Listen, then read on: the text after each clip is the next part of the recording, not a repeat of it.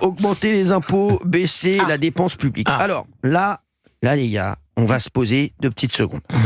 Parce que là, ça va jouer maintenant. Exactement. Alors, il y a Philippe Erlin qui est avec nous. Merci. Merci beaucoup, Philippe. Merci. Je suis très heureux de vous revoir. Je dis bien le revoir. Moi aussi, oui, j'étais passé à TPMP. Exactement. On avait passé un très bon moment. Ouais. Et tous les économistes sont beaux gosses. Non mais sans rigoler, c'est incroyable. Pourquoi je suis pas économiste, moi? Non mais c'est incroyable, franchement. Je le dis, allez sur europe1.fr, c'est incroyable. Oui, tous les économistes qu'on a reçus sont beaux gosses, mais tous les beaux gosses ne sont pas forcément économistes. J'ai donc l'impression vous avez que le droit de pas être économiste. Non, moi je suis ni beau gosse ni économiste, donc voilà. Donc je suis encore passé à côté de ma carrière. Bon, les chéris, donc d'abord, on va faire un point gouvernement avant de parler avec Philippe Erlin. D'accord. C'est pour moi. Monsieur Gauthier Lebray. Oui, Cyril Hanouna. Actuellement, c'est la dernière chance, qu'on appelle the last chance in English. Tout se joue maintenant. C'est-à-dire que là, il y a Michel Barnier. Il est actuellement en rendez-vous. À Matignon. À Matignon, bah oui, je sais bien, il n'est pas en rendez-vous. Il n'est pas au Starbucks Café, non mais sans rigoler. Il est en rendez-vous à Matignon, non mais franchement. Non mais il pourrait être à l'Élysée avec Macron. Écoute-moi bien, non mais si tu vas à 16h12 sur Europe 1 pour me dire Michel Barnier, Premier ministre, il est en rendez-vous à Matignon, tu vas pas me dire non, il est en rendez-vous. Je ne vais pas m'arrêter là. Non mais il est en rendez-vous chez Bébert, le roi du couscous. Non mais franchement, non mais écoute-moi, c'est bon. Bon alors, il est actuellement en rendez-vous. Oui. À quelle heure c'est commencé le rendez-vous? 15h. Ça fait 1h. Donc 1h12. 1h12 très précisément, donc évidemment les deux forces politiques majeures lors de ces rendez-vous, c'est le clan macroniste avec Gabriel Attal en tête et les Républicains, les 2 réunions qu'il a annulées hier. Et il a dit que c'était ses derniers rendez-vous, ses dernières tractations, dernière chance. Si il ne débloque pas la situation et s'il n'est pas dans la capacité de nommer un gouvernement avant dimanche, c'est terminé, il pourrait démissionner. Alors je peux vous dire ce qui va se passer? Dites-nous. Mon sentiment, parce que après je vais me retrouver dans les journaux espagnols. Les gars, ils m'ont mis, j'ai dit un truc sur Mbappé, j'ai dit que je suis dans tous les journaux espagnols, je suis dans AS, je suis partout. Donc là, c'est bon. Donc là, c'est pas pour me retrouver à la une de n'importe qui, n'importe quoi. Donc je vais vous dire ce qui va se passer, moi. Moi, je vais vous dire, tout le monde va mettre de l'eau dans son vin. Bah, c'est un peu. Croyez-moi. Le but du coup de pression de Michel Barnier. Vu que lui, il s'est pris des coups de pression de Gabriel Attal et de Gérald Darmanin et d'Emmanuel Macron, il en met un à son tour en disant « Vous ne vous mettez pas d'accord, LR et Renaissance Horizon Modem, je me tire, le bateau. Je m'en vais. Alors, moi, je fais un 20h ce soir et je dis « Je démissionne ». Et par ailleurs, il pointe du doigt certains ministres en disant vous pensez plutôt à vous qu'à la France. Oui, mais ça c'est en plus, ça c'est pas... Oui, mais ça c'est du Géraldine Maillet dans le texte. Mais non, pas du tout. Je ne vais pas parler de ça avec Géraldine Maillet. Vous savez que j'ai une pensée en dehors de Géraldine. Elle aurait pu le dire. Qui explique... Vous pensez vraiment que Michel Barnier va démissionner avant la fin de la semaine? Alors, vous voulez que je vous dise, moi, entre les enregistrements de Face à Hanouna et Europe 1, j'ai eu le temps de passer un coup de téléphone. Et en fait, on m'a dit... Oui, à une personne intéressante. Il a juste appelé pour réserver un resto ce soir. Et on m'a dit qu'en fait, ce qui bloquait, au-delà des portefeuilles, qui va où, Wauquiez à Bercy, Retailleau à l'intérieur, les Républicains voudraient une nouvelle loi immigration que Gabriel Attal ne veut pas du tout. Gabriel Attal ne veut pas entendre parler d'une nouvelle loi immigration. Il se souvient comment ça a fracturé le camp présidentiel à l'époque avec l'aile gauche qui avait pourri la vie de Gérald Darmanin et comment ils avaient réussi à accoucher cette loi immigration dans la douleur. Et Laurent Wauquiez et Bruno Retailleau diraient on fait cette loi immigration ou on n'entre pas au gouvernement. Et Attal dit si vous faites cette loi immigration, on n'entre pas au gouvernement. Donc comment on fait ? Comment on fait? Ça va s'arranger, ça. Arrête un peu. Il faut que quelqu'un... Tu te mets la rate au courbouillon pour pas grand-chose. Ah, je suis pas sûr. Non, franchement, il se met la rate au courbouillon, Gilou. Sinon, vous pouvez nommer Lucie Castet. Hein. Ouais, c'est ça. Allez, qu'est-ce que j'ai fait de lui donner la parole? Non, mais sans rigoler. Non, mais alors lui, c'est pas une phrase, une connerie. Ça sera peut-être lui, s'il jouait au foot, il aurait tout mis dans la lucarne. Mais vous savez que je suis pas loin d'être d'accord avec Gilles Verdès. Parce que je pense que si Emmanuel Macron avait commencé par nommer Lucie Castet, qui aurait tenu exactement 48 heures, parce qu'elle n'avait pas de majorité absolue, il évacuait la question NFP et ils se seraient tués à jamais. Là, ils ont essayé ils ont pas essayé, ils ont fait une manifestation qui n'a pas très bien fonctionné contre Michel Barnier. Il y avait la maire de Verdez et Fatou. Mais il leur a donné un argument. Il évacuait l'argument, il tuait l'argument s'il nommait Lucie Castet. Oui, mais bon, moi je pense que là, pour elle aurait réussi à nommer un gouvernement. Pour l'intérêt de la France et pour l'intérêt de chacun, ils vont mettre de l'eau dans leur vin. Vous allez voir. Je suis pas sûr. On verra. On va voir la réponse très vite. On va voir la réponse très vite. On va avant 20h. Mais vous êtes un pessimiste, vous. Non, pas quand je vous vois. Quand je suis avec vous, je suis hyper optimiste sur l'avenir. Je sais, mon chéri. Bah oui, avec moi. Mais sur autre chose. Entendu, mais sur lui, bien sûr, je sais. Tu penses qu'à ton argent. Non, pas qu'à l'argent. L'argent pourrit les gens, et je le dis. Allez, justement. Qui Moi, j'ai des contre-exemples. Hein. C'est pas si vous parlez de Valérie Benaïm, vous mettez le doigt dans l'œil jusqu'au coude. On peut me Merci. lâcher 2 secondes. Augmenter les impôts, baisser la dépense publique. Alors, excusez-moi, ce que vous êtes en train de me dire, là, Gauthier Lebray, c'est que là, je démarre mon émission, j'ai appelé quelqu'un d'extrêmement sérieux, Philippe Erlin, qui est là, qui est dans le studio, qui va nous donner son avis, etc. Vous êtes en train de me dire que si Michel Barnier, à 18h, il prend son billet pour aller au parc Astérix, là, et arrêter d'être Premier ministre. Il rentrera en Savoie faire du ski. Bah oui, il au parc Astérix. Je sais, je connais une dame là-bas. Ah bon? Ouais, la dame de Haute-Savoie. Merci. Juste, calme-toi. Ça a beaucoup fait rire votre invité. Merci Philippe. Non, mais je vais vous dire, non. Donc ça veut dire qu'on parle dans le vent, là. Bah ouais, il y a un suspense. Avant 20h, il faut que Michel Barnier ait la sensation de pouvoir donner un gouvernement. 20h, c'est Michel? C'est son entourage, oui. C'est un coup de pression. Il faut bien donner un délai. Les 20h, c'est important. Si vous annoncez votre démission, c'est bien de le faire à 20h. Alors moi, je vais vous dire, Michel Barnier démissionnera pas. Tu es là? Vous m'avez trouvé excité? Non, pas du tout. Mais je suis contrarié. Ah bon, pourquoi? Contrarié. De quoi? Contrarié parce que j'aime pas, moi je sais pas savoir sur quel pied danser. Ah oui, là, ça va peut-être tomber pendant TPMP ce soir. Hein. Bah écoutez, avec grand plaisir, on le saura. J'ai un spécialiste politique dans TPMP. Ah bon? C'est qui? Ce soir, oui. Oui, je sais qui vous avez. Qui? Jules Torres. Jules Torres, exactement, du JDD. Absolument. J'ai un spécialiste politique dans TPMP ce soir et je peux vous dire, ça rigole pas, ça file doux. D'habitude, on n'est pas. Ouais. Ce soir, j'ai la chance d'en avoir. Ça, c'est pas sympa pour les 48 heures. Les 48 dernières heures. Je sais que c'est pas moi ce soir, mais enfin quand même. Allez, je suis triste. Il est 16h18, on est en direct sur Europe 1. Merci Philippe Erlin d'être avec nous. Bon, augmenter les impôts, est-ce que ça peut servir à quelque chose ou bien ça servira à rien? Parce que pour moi, on a l'impression qu'on paye de plus en plus d'impôts. Alors, on n'est pas les champions du monde des impôts. On est 2e, apparemment. Il y a le Danemark qui est devant nous. Ah oui? Ouais. J'ai un pote danois, Patrick Stiborol, au téléphone. Et je vous jure, pareil qu'on est 2e. Donc, Philippe Merlin, cette histoire-là d'augmenter les impôts, est-ce que vous pensez que ça sera que pour les plus aisés? Non, même, de toute façon, les plus aisés, qu'est-ce que ça veut dire, quoi? Si on fait que sur les plus aisés, ça va rien rapporter. Et ceux qui sont vraiment très aisés, si on commence vraiment à leur taper dessus, ils vont partir à l'étranger, parce que c'est des gens qui ont une fortune financière qui est très mobile. Voilà. Donc, si on veut vraiment que ça rapporte de l'argent, il faut taper sur la classe moyenne. Une fortune financière mobile, c'est à partir de combien à peu près? Non, mais enfin, c'est quelques millions, mais sous forme liquide, quoi. Ouais, sous forme, voilà. Bon, les gens qui ont une fortune immobilière, enfin, les gens dont l'essentiel du patrimoine est l'immobilier, là, c'est plus difficile de partir. Donc, on tape sur les propriétaires. Donc là, on a encore augmenté la taxe foncière au passage. Voilà. Bon. Mais les gens, ils peuvent pas prendre leur maison sur leur dos et partir à l'étranger. Mais ceux qui ont des actions, c'est très facile de virer ça dans notre pays. Et puis à partir du moment où vous passez moins de 6 mois en France, vous êtes plus résident fiscal français. Vous devenez résident fiscal français en Belgique ou ailleurs. Fiscalement, actuellement, il paraît que c'est l'Italie le meilleur. L'Eldorado. De toute façon, à peu près tous les pays sont meilleurs que la France parce qu'on a le taux le plus élevé des pays de l'OCDE. Alors à peu près égalité avec le Danemark, mais la différence c'est qu'au Danemark, les services publics ils marchent. Voilà, les écoles sont de qualité. Bravo Philippe. Tout fonctionne. Nous on paye autant pour des services qui sont défaillants. Donc on est perdant sur les deux tableaux, quoi. Philippe Erlin, vous avez écouté l'émission hier? On m'en a dit 2 mots. Non, parce que j'ai dit exactement la même chose. C'est fou. Et l'économiste d'hier n'était pas sur le même discours. Mais moi, alors, j'adore l'économiste d'hier, mais il était hyper sympa parce qu'il voulait nous rassurer. Voilà. Et on aime bien aussi. Il voulait pas créer la panique. Là, Philippe Erlin, il est un petit peu comme moi. Voilà, il raconte pas n'importe quoi. C'est pas Erlin l'enchanteur. Voilà, je le dis. C'est chapeau l'artiste. C'est cadeau. Merci. Alors, Philippe Erlin, il y a plein de gens qui nous appellent pour avoir des infos, voilà, sur ce qui va se passer. Et vous allez réagir, forcément. Qu'est-ce qu'il y a? C'est Erlin l'enchanteur. Ah bah ça y est, il est parti lui. Bon, on a Darivat qui est avec nous. Bonjour Darivat.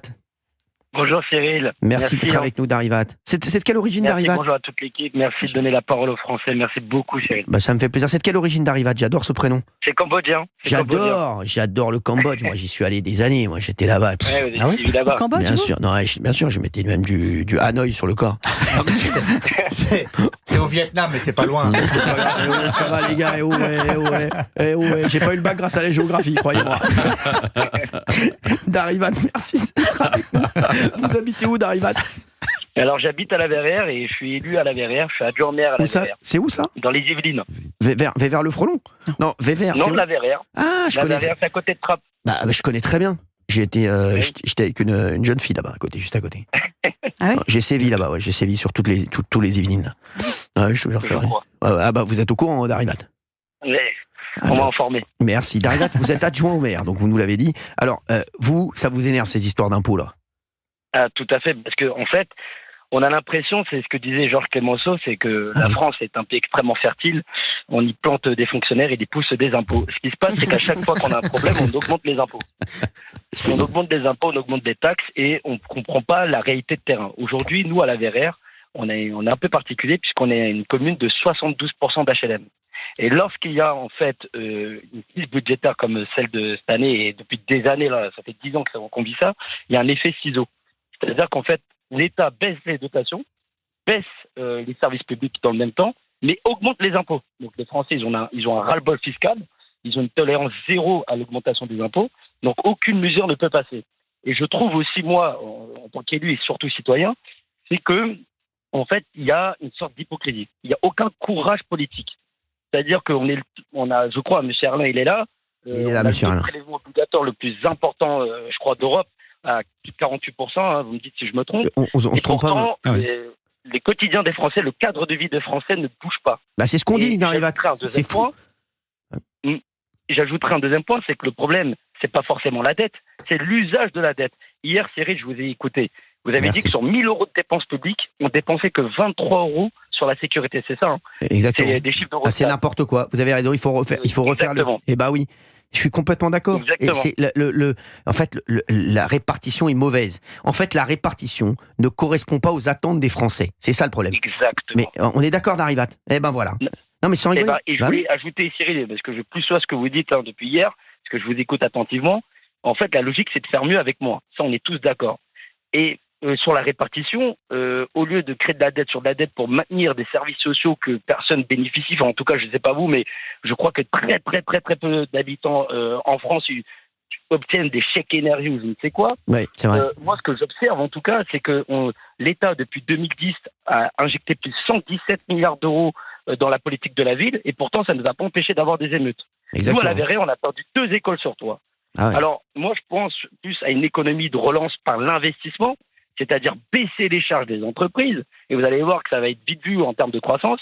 Il faut créer un choc de compétitivité, et j'ai l'impression que nos gouvernements, ils n'ont pas compris qu'en fait, on est dans un monde globalisé.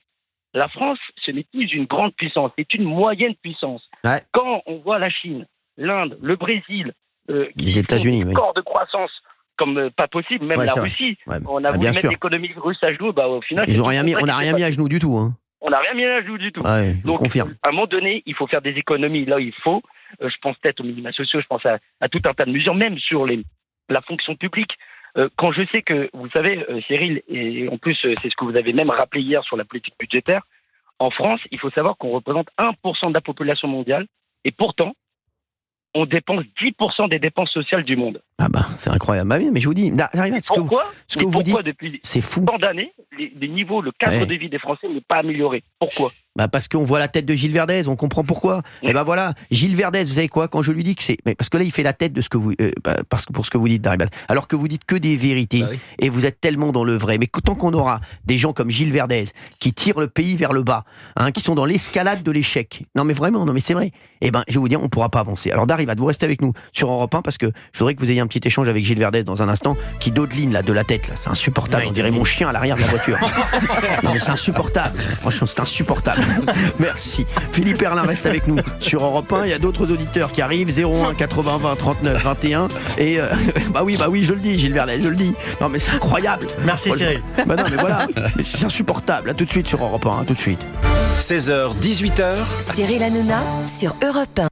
Europe 1, 16h, 18h. On marche sur la tête. Cyril Hanouna. Merci d'être avec nous sur Europe 1, 16h32, on est ensemble jusqu'à 18h, bien entendu, vous nous appelez 01 80 20 39 21, 01 le 80, le 20, le 39 et le complémentaire le 21. Merci, vous nous appelez au standard d'Europe 1, c'est un appel non surtaxé, c'est-à-dire que même si éventuellement vous nous appelez énormément de fois, c'est pas surtaxé. Voilà, merci, et au pire des cas, si vous voyez que c'est surtaxé, vous envoyez la facture, bien entendu, et Gauthier Lebray payera la différence. Bien entendu, avec tout ce qu'il prend dans une journée, je peux vous dire que ça sera vraiment... Non mais vous le dire, ça va pas lui bouger grand-chose. Merci. Merci, aujourd'hui il a fait une journée... Merci. Bon, allez. Belle journée, ouais. On va parler Le économie. top jeu européen de la rentrée. Non, mais attendez, les mecs, alors je suis Et vous l'aviez tranquillement... prédit. Non, mais c'est fou, je suis fou de ce jeu. C'est le top jeu européen. Vous l'avez entendu? Vous avez entendu, Sonia? Ouais. Tout à Vous fait. venez d'entendre le top jeu européen de la rentrée. Et à partir de maintenant exactement, il est 16h33. Vous avez donc 15 minutes maintenant, jusqu'à 16h48. Jusqu'à 16h48 pour jouer et tenter de gagner un pack Apple de rêve. Et quand je dis de rêve, c'est vraiment de rêve. Il y a un iPhone 15 Pro. Il y a un iPad Air. Ah ouais. Il y a une Apple Watch. Vous inscrivez maintenant et on fera un tirage au sort. Là, vous inquiétez pas. Attention, c'est tout ce qu'il y a de plus. Voilà, merci. C'est tout simple. Si vous aimez l'Europe, si vous aimez le 1, vous adorez cette radio. Bon, vous envoyez par SMS au 7 39 21, 3 fois 75 centimes, plus coût du SMS. Bonne chance, les chéris. Et il y a tout ça à gagner. C'est jusqu'à 16h48. Hein. À 16h49, c'est terminé. Tout doit disparaître. On ferme tout. La rideau, terminé. Tout le monde rentre chez soi. Merci. Bon, maintenant, on est là jusqu'à 18h et on est bien. On était avec Darivat, qui est avec nous, Oui. adjoint au maire dans les Yvelines, et nous sommes avec Philippe Erlin, économiste. On est très heureux de l'avoir avec nous. Merci. Merci beaucoup, Philippe. Et c'est vrai qu'il y a un instant, Darivat, vous interpellez. Vous interpellez sur la France, sur l'économie de la France, et sur le fait que tous les Français à qui je parle, tous les Français qu'on a sur Europe 1, me disent la même chose. On veut bien payer des impôts, on veut bien travailler, on veut bien payer des impôts, mais on veut pouvoir vivre dans un pays où on voit que les impôts servent à quelque chose. Là, aujourd'hui, on voit que tout part en déliquescence. On est d'accord, Darivat? Totalement d'accord, Cyril. Voilà. Et le pire, c'est que j'ai oublié d'ajouter tout à l'heure avant la pause pub, c'est que même nos efforts, ça paye pas, puisque l'Europe a mis, vous savez, procédure pour déficit excessif. Et là, j'aimerais entendre évidemment tous ces bien pensants de la gauche. Oui, vous voulez en dire Gilles Verdez? Comment Vous voulez parler de Gilles Verdez, notamment? Ouais, certainement, ouais, parce que c'est toujours pareil, c'est toujours les mêmes qui trinquent, mais bon, on pense pas à tous ces travailleurs, à ces entrepreneurs. Bah, bien sûr. Vous croyez vraiment que Gilles Verdez y pense? Vous croyez vraiment que Gilles Verdez y pense? Non. Ouais, je vous le dis. Gilles Verdez, est-ce que vous répondez à ce monsieur? Alors le discours est parfaitement structuré et à la fin c'est la chute, c'est la catastrophe quand il parle des minima sociaux. Et en fait, derrière votre discours très structuré, monsieur, il faut baisser les minima sociaux, il faut baisser les aides. Vous êtes dans une ville de HLM, il y a des tas de familles chez vous qui souffrent et qui survivent, non pas qui vivent, avec les aides sociales. Toutes ces aides sociales qui font la fierté de la France. Ne touchez pas aux aides, monsieur. Où vont nos impôts? Dans la sécurité sociale. Les gens ont besoin de cet argent. Sinon, monsieur, chez vous, des familles vont mourir. Alors, justement, est-ce que vous voulez lui répondre, Darivat? Parce que là, il dit n'importe quoi. Il dit n'importe quoi et on voit même Philippe Erlin voudrait lui répondre. Parce que c'est. Il est d'accord avec moi? Mais pas du tout. Gilles Verdez, vous dites n'importe quoi, une fois de plus, et vous faites non, mais il fait n'importes quoi. Lui, non, mais c'est fou de dire des bêtises pareilles. Philippe Erlin. Il ne faut pas confondre les aides et les minima sociaux. Moi, je suis d'accord pour qu'il y ait des minima sociaux, qu'il y ait un filet de sécurité pour éviter que les gens tombent à la rue. Bien sûr, tout on à est fait. d'accord. Maintenant, il y a trop d'aides. Par exemple, toute la politique de la ville dont a parlé tout à l'heure monsieur Darivat, eh bien, ça représente des sommes énormes qui en fait ne servent à rien. Bravo, Donc on pourrait arrêter la politique de la ville, ça ferait un gros paquet d'économies. Voilà, et puis déjà, ça permettrait de réduire les dépenses publiques sans dégrader la situation des gens. Quel bonheur d'entendre ça sur Europe 1 à 16h36. Et M. Erlin, merci, vous pouvez même parler, Erlin. vous savez, de la fonction publique sur les emplois, les fonctionnaires, sur le statut des fonctionnaires, il y a des choses qui ne vont pas. Nous, on le voit aussi au niveau local et plus globalement dans notre région, il y a des emplois dans la fonction publique qui ne créent pas de richesse, il faut le dire. Et ça, c'est des économies, on peut aller chercher. La politique de la ville, je l'ai dit, c'est 117 milliards d'euros depuis 2010. Alors, non, mais il n'y a aucune évolution. Non, mais Philippe Erlin, quand je vous entends, je me dis, comment se fait-il, vous êtes quand même un économiste sérieux, comment se fait-il que les gens qui sont au pouvoir, les gens qui dirigent, ne pensent pas à la même chose que vous? Je ne comprends pas, ou à la même chose que Darivat. C'est moi, je pense que tous les Français qui nous écoutent, 16h37 sur Europe 1, on est en direct, vous nous appelez d'ailleurs, 01 80 20 39 21, on marche sur la tête, et c'est vrai que cette émission porte tellement bien son nom, quand on entend les inepties qu'on peut entendre ici, notamment Gilles Verdez, non mais c'est fou, Philippe, comment ça se fait qu'il n'y pense pas? Parce que dépenser de l'argent, c'est plus facile, et dépenser de l'argent quand on est au pouvoir, ça permet de se constituer des clientèles électorales, et donc ça permet d'être réélu. Voilà. Et puis la dette et le déficit, on laisse ça à plus tard. Voilà, donc c'est aussi pour ça. Et moi, je trouve très bien que les députés macronistes et ceux du Rassemblement national disent qu'ils censureront en cas d'augmentation des impôts, parce que ça va nous obliger, mais tous collectivement, pas seulement les dirigeants, mais aussi les Français, parce qu'en français, on aime bien demander des aides aussi. Bon, voilà. Ça va tous obliger collectivement à faire un effort pour dire on arrête l'augmentation des dépenses publiques et on arrête le déficit. Voilà. Parce que depuis 1975, date du premier budget en déficit, c'est-à-dire c'est le premier budget Giscard, Chirac. Voilà. Avant, c'était à l'équilibre. À partir de là, on commence à faire du déficit budgétaire au nom, soi-disant, de la relance. Et on n'en est pas sorti. C'est-à-dire, on a toujours été en déficit et les dépenses publiques ont toujours augmenté, plus ou moins, depuis 1975. Donc, il y a un moment, il faut dire stop et il faut inverser. Alors, au début, ça va faire un peu mal, mais il faut inverser, sinon on va dans le mur. On n'a plus de marge de manœuvre. Est-ce qu'on va dans le mur, là, Philippe ? Oui, parce qu'en plus, là, avec ce qui se passe sur le problème du gouvernement, j'imagine même pas le scénario où Barnier démissionnerait aujourd'hui, mais même s'il fait un gouvernement, ça va être tellement compliqué, parce que comme l'Assemblée nationale est divisée en 3 blocs antagonistes, que pour faire avancer le budget... 49.3.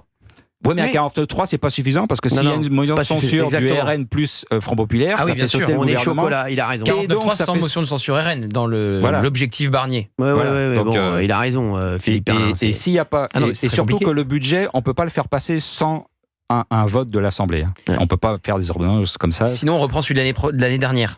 C'est aussi une possibilité. Mais même ça, moi j'ai regardé un texte de Éric Schottel, qui est un ancien secrétaire général du Conseil constitutionnel. Il a dit on peut pas, même ça on peut pas. On est quand même obligé de faire un vote. Donc c'est très compliqué. Ça va être très compliqué. Et il faut savoir que notre dette publique, là, plus de 3 000 milliards, la moitié elle est détenue par les investisseurs étrangers. Qui jusqu'ici trouvent que la France c'est un pays sérieux, voilà. Et bon, là, il regarde les infos. Là, il commence un peu à se dire, c'est un peu bizarre ce qui se passe. Attention, je vais peut-être pas les mettre mon oseille là-bas. Ils n'arrivent pas à faire de gouvernement. Exactement. À pas se mettre d'accord. Et il faut savoir que jusqu'ici, on n'a aucun problème pour placer la dette de la France. Il n'y a aucun problème. Alors, mais la confiance sur les marchés, ça peut très vite basculer. C'est ça le problème. Il y a le réalisateur de l'émission qui me dit très gentiment, merci mon chéri, qui me dit, il y a Gilles qui lève la main. Je l'ai vu. Merci. Merci. Non, mais merci à toi. C'est pas Jean-Éric Schottel ? Oui, je crois. C'est Jean-Éric, je l'embrasse, que c'est un pote à moi. Voilà. C'est J.E. exactement. Je me disais aussi, mais c'est pas grave. Il adore qu'on l'appelle Éric aussi, vous savez. On a les mêmes références. Philippe Perlin, c'est déjà, ça me fait du bien. Oui, qu'est-ce qu'il veut, Gilles Verdez ? Je suis sidéré des propos que j'entends qui remettent en question la politique de la ville française. Gilles Verdez. Stop, déjà on se calme, parce que là il est 16h40, on est tranquille. On est à la radio, on prend tranquillement le kawa là. C'est bon, là, il y a des gens qui nous en écoutent, là ils sont dans leur voiture tranquille, ils sont chez eux en train de nous voir sur Europe1.fr, ils voient que Fabien Lecoeuvre est en train de se faire les ongles. Merci. Voilà, très bien, merci. Mais là, Gilles Verdez, excusez-moi, je vais vous laisser parler, on va vous laisser dérouler. Mais après, je voudrais vraiment l'avis de Darivat et des auditeurs qui arrivent, et je veux qu'ils donnent leur avis sur ce que va dire Gilles Verdez. Parce que Gilles Verdez, vous ne dites que des bêtises. Gilles Verdez, sans rigoler, je vous aime beaucoup, hein. Vous le savez. C'est réciproque. Non, mais je le sais. Vraiment, je l'adore. J'aime ce mec.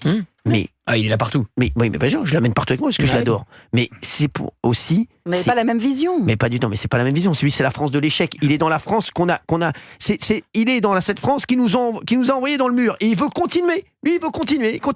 Il est dans le mur, mais lui, comment il continue à creuser, lui. Ça ne le dérange pas que l'assistanat paye plus que le travail. Exactement. Bravo. Il faut évidemment inverser. Bravo. Gilles Verdez, c'est la France de l'assistanat. Exactement. Vous l'avez dit.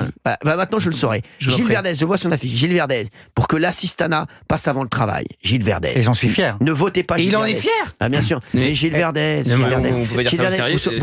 Vous comprenez pas que les Français en ont marre de ce discours. On en marre de vous. Tous les gens dans la rue, à chaque fois que je les vois, ils me disent on n'en peut plus. De moi ? Notamment.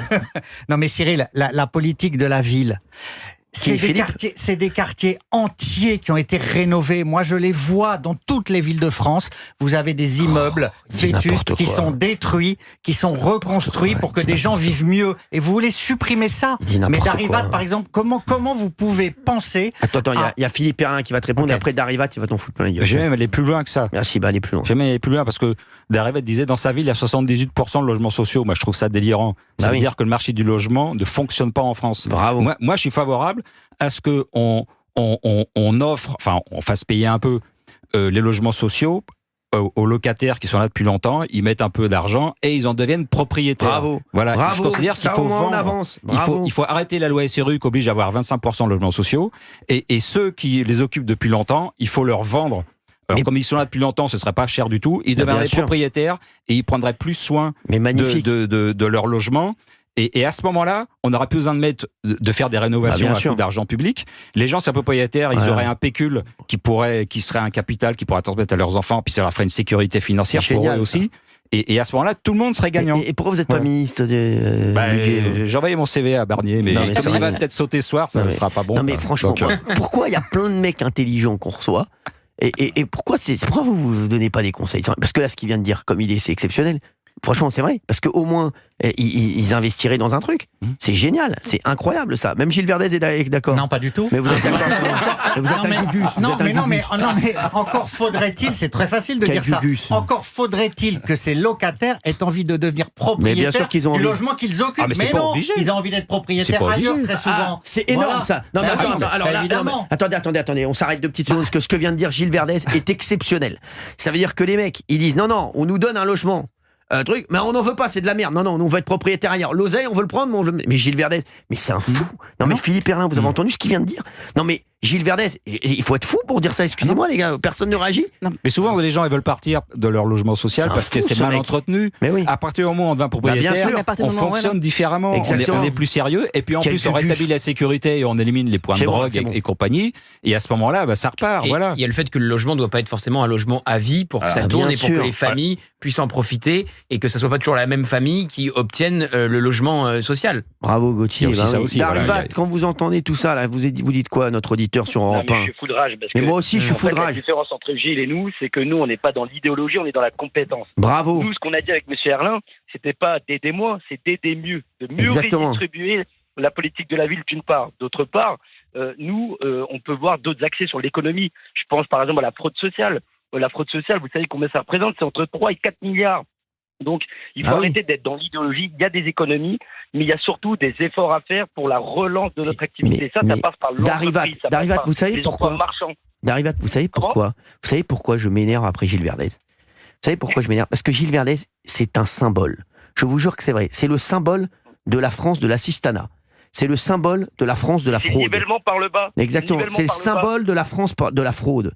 C'est le symbole de la France qui recule. C'est le symbole de la France qu'on ne veut plus. C'est le symbole de la France qui est tout le temps dans l'échec. Et c'est le symbole de la France, voilà, qui malheureusement aujourd'hui est en perdition. Et c'est pour ça que je m'énerve autant après lui. Parce qu'en fait, toutes ces idées, ce sont des idées qui perdurent depuis des années et des années, et ce sont des pensées comme celle de Gilles Verdez qui nous ont mis où on est là aujourd'hui. Je suis désolé, Darivat. Oui. Bah oui. Mais je suis totalement aligné, Cyril. Il faut arrêter d'être dans l'idéologie. Comme je l'ai dit, il faut être dans la compétence. Il faut tous se réunir autour de la table, voir comment on peut aider nos entreprises qui créent de la richesse, qui créent des emplois marchands et qui arrêtent d'assister les gens. Les gens, ils veulent pas, vous savez, ils en ont marre des chèques énergie, des chèques vacances, des chèques gaz, je ne sais quoi. Ce qu'ils veulent, c'est qu'on les libère. Voilà. On les libère des impôts. Mais je sais, j'ai eu la Reine des Neiges hier, elle m'a dit encore libérer. Mais je vous le dis, Darivat. Non, mais la phrase qui a été dite de notre auditeur est parfaite. On ne veut pas aider moins, on veut aider mieux. Bravo. Je trouve que tout est dit là. Bravo. Non, mais aider moins, il y a quand même toute la France qui se lève tôt, très tôt, qui n'a pas envie de payer des impôts pour la France qui ne se lève pas. Bravo. Donc aider mieux, oui. La France de Gilles Verdez. Mais faire en sorte que le travail paye plus que l'assistanat et qu'on ne s'enferme pas dans cette espèce de spirale où on se remet jamais sur le terrain de l'emploi. Merci. Fabien Lecoeuf qui fait des dessins là pour. Merci. Lui, c'est non mais lui, c'est une cadavre. Lui, c'est un fou ce mec-là. Il vient ici, c'est pas possible lui. Non mais c'est pas possible, c'est un cave. C'est le goûter, c'est l'heure du goûter. Non mais le gars, il est tranquillement en train de faire des dessins. Qu'est-ce que vous pensez de tout ce qu'on vient de dire? Moi, je pense que la politique de l'HLM, ils en ont parlé récemment d'ailleurs en télévision. Il faut remettre en cause l'habitation à loyer modéré à vie, quoi. C'est pas possible. Il faut mettre cette formule à 10 ans. Ils ont parlé justement, on peut avoir un HLM pour une durée de 10 ans avec une remise en cause régulière. Philippe Herlin, c'est très intelligent. Moi, je vais vous dire, franchement. Évidemment. Sur l'accès à la propriété. La possibilité d'acheter. C'est extrêmement intelligent ce que vous dites. Pour moi, vous êtes le roi Herlin. Oh là là. Le roi Herlin pour réussir. Voilà, je le dis. Non mais je le dis les gars, je le dis. Non mais c'est extrêmement intelligent. C'est un classique, c'est-à-dire que vous avez des gens qui bénéficient d'un HLM ou d'un ILM, qui est une catégorie au-dessus, et un ILM. immeuble. Je sais, Voilà. Un ULM, les mecs, ils sont en ULM. Ouais. Et en fait, en même temps, ils ont une maison de campagne, ils ont des résidences secondaires. Mais c'est ça qui est fou. Et le scandale, il est là. Et le scandale, Gilles Verdez, il le cautionne. Il dit non, on a notre HLM qui est payé, mais nous, on a acheté une maison de campagne à côté. Et lui, Gilles Verdez, dit bravo. Mais Gilles Verdez, arrête un petit peu. Ça devrait être interdit. Vous êtes en train de vous ridiculiser. Je parlais pas de ça. Mais bien sûr, on parlait de résidence principale. Mais Gilles Verdez, écoutez un peu. Non, mais et puis quand Gauthier Lebray parle de la France qui se lève pas, alors ça mais me bien rend sûr, fou. mais il a raison. La France qui se lève pas, c'est votre France. C'est la France que vous défendez. La France des assistés. La France des assistés. Comment ça vous rend fou? Gauthier, calme-le. Mais non, mais j'aimerais d'abord entendre ce qu'il a à dire. Comment ça vous rend fou? Vous pensez que les gens choisissent d'être assistés, d'être au chômage? Mais vous vivez dans quel monde? Mais vous vivez dans quel monde? Vous vivez dans quel monde? Laissez-le parler, s'il vous plaît. Mais j'ai plein d'exemples, y compris dans ma propre famille. Et moi aussi. Et ça me rend fou. Moi aussi. De cousines qui travaillent 6 mois et puis après qui vont faire le tour du monde avec l'argent du chômage. Enfin, c'est pas la majorité, ça. Faut pas généraliser. Est-ce que j'ai dit que c'était la majorité? Est-ce que j'ai dit que c'était la majorité? Ne dites pas ça. C'est bon, là, les woke. L'extrême majorité des Français se lèvent tôt, travaillent pour faire vivre leur famille, pour payer leur loyer, payer leurs prêts ou que sais-je. Ils ont juste pas envie de payer des impôts pour que une personne puisse aller faire le tour du monde avec l'argent du chômage. Moi, je vais vous dire, il a raison. Il faut remettre. Ça existe. J'ai des exemples très concrets. Il faut redonner l'argent aux Français qui se lèvent tôt, qui travaillent et qui travaillent comme des fous et qui en ont marre de 15 du mois d'être dans la merde alors qu'ils se disent, on leur a toujours dit dans leur vie, mon chéri, si tu travailles, tu vas pouvoir avoir une belle vie. Et les mecs qui travaillent de 8h à 18h ou à 19h tous les jours et ils se retrouvent dans la merde. Et ils voient des mecs qui ne font rien, qui gagnent parfois plus d'argent qu'eux. Alors là, c'est un truc, moi, tu te dis, c'est un truc de fou. Bien sûr. Donc on n'a pas dit que c'était tout le monde, Gilles Verdez, une fois de plus. Gilles Verdez, il y a la fraude sociale. Il y a la fraude sociale aussi. Marginal en France. Ouais, marginal. C'est toi le marginal. Le seul marginal ici, c'est toi. Philippe Erlin, qu'on a un spécialiste. Il y a quelques millions de cartes vitales en trop. Voilà, marginal. On connaît le travail que fait Charles Prats sur ce sujet. Bien sûr, Charlie. Un spécialiste du sujet. Donc bon, il y a un niveau de fraude élevé. Donc là aussi, il faut taper dedans. Et même la fraude au niveau des retraites. Il y a certains pays d'Afrique du Nord, il y a des gens qui ont déjà 116, 119 ans. Oui. On comprend pas, on dit mais ça n'existe pas. Ils bénéficient toujours de la retraite. Mais là, on vient d'apprendre, il y a une femme qui vient d'être condamnée, qui vit en Algérie et qui touchait de l'argent pour aider son père. Son père qui était décédé depuis une dizaine d'années. Je sais, mais il nous dit que la fraude est marginale. Philippe Erlin, qui est sérieux, vous pouvez lui répondre s'il vous plaît que la fraude n'est pas marginale? Non, la fraude n'est pas marginale, mais c'est aussi une façon d'acheter la paix sociale. Tout ce qu'on verse dans la politique de la ville, tout ce qu'on verse aux associations, et puis tout ce laxisme qu'on fait sur les cartes vitales et les dépenses sociales, ça permet aussi de tenir une population qui pourrait se mettre à brûler des voitures et des bibliothèques et des écoles. C'est grave ce que vous dites. Donc il y a aussi une question sécuritaire, il y a aussi une question de l'immigration aussi à traiter.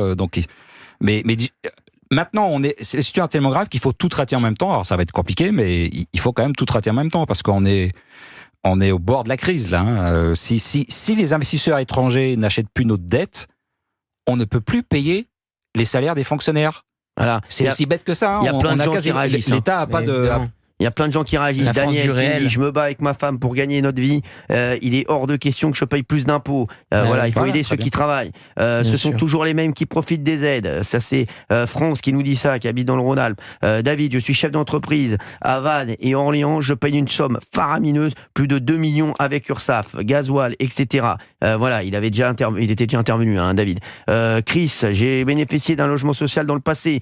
Quand je vois certaines personnes qui ont un logement social et roulent en voiture de sport, je deviens fou. Non mais je vous le dis les mecs, on se rend pas compte. Excusez-moi, on va lâcher Darivat après parce qu'on a d'autres auditeurs qui arrivent. Mais Darivat, quand on entend ce que dit Gilles Verdez, vous êtes notre auditeur sur Europe 1 depuis tout à l'heure, on a l'impression qu'il vit dans un autre monde. Parce qu'en fait, je vais vous dire, le problème pour moi, il est énormément là. Il est énormément là, le problème. Et Gilles Verdez symbolise ce problème. Bien sûr, c'est le nivellement par le bas. C'est qu'on soutient la pauvreté. En fait, le problème de Gilles Verdez, c'est qu'il veut aider les pauvres. Mais avec plaisir, avec plaisir. Mais nous aussi, on veut aider les pauvres. Très bien. Il veut moins aisés. Mais pour aider les pauvres, il veut moins de riches. Alors que moi, le but, c'est qu'il y ait plus de riches. Et pour qu'il y ait plus de riches, il faut soutenir l'éducation, l'entrepreneuriat, sécuriser. Et ça, on ne sait pas le faire. Et je voudrais juste rebondir, Cyril, après je vous laisse. Allez-y. Par rapport à M. Erlin, je pense qu'il ne faudrait pas trop non plus se contenter des investissements directs étrangers, mais peut-être faire confiance à nos talents parce qu'on en a en France. Bien sûr. C'est eux qu'il faut soutenir avant toute chose. Bien sûr, merci Darivat d'avoir été avec nous, je vous embrasse fort. Et si je passe sur le Cambodge, on se cale un truc. On se cale, on se fait une bouffe. Ouais, avec plaisir. Salut Darivat, merci d'avoir été avec nous. On a Léa qui est avec nous. Bonjour Léa. Bonjour. Merci Bonjour tout le monde. Merci d'être avec nous Léa. Vous habitez où Léa? Pas loin de Narbonne. J'adore Narbonne. À un moment j'étais avec la sous-préfète de Narbonne. On a une petite histoire. Narbonne, j'adore. La ville du rugby. J'ai des potes là-bas. La ville du soleil, surtout. Du soleil, du rugby, j'ai des potes là-bas. Ah oui? Non, mais c'est vrai, Mais Charles Trenet. Ah, bien sûr, ouais, c'est bon, j'ai des potes là-bas, ils sont vivants, moi. Mes potes au moins. Non, mais c'est bon, lui. Il y a de la joie, c'est bon. Léa, vous faites quoi dans la vie? Et je travaille. Bah, vous avez bien raison, Léa. Dans l'immobilier. Vous êtes négociatrice comme Michel Barnier. Notre Premier ministre, c'est un négociateur aussi. Réunion d'ailleurs qui vient de se terminer. Hein. Ah, ouais. Voilà, réunion décisive qui a duré moins de 2 heures. Et bah, on va y revenir dans un instant. C'est pas bon. Une réunion qui dure pas longtemps. Ouais. Très très rapide. C'est une réunion. Ah, je vous le dis. C'est une réunion. Je suis sur le dos en tout cas. Je vous dis. Bon bah c'est bon. C'est une réunion qui dure pas longtemps. C'est une réunion qui se termine en sang. C'est ce que disait toujours mon. C'est vrai? Ouais, je vous jure, c'est vrai. Ce que disait toujours mon grand-père. Quand on arrive et qu'on est en désaccord et qu'on se quitte au bout d'1 heure et demie. Ouais, c'est vrai.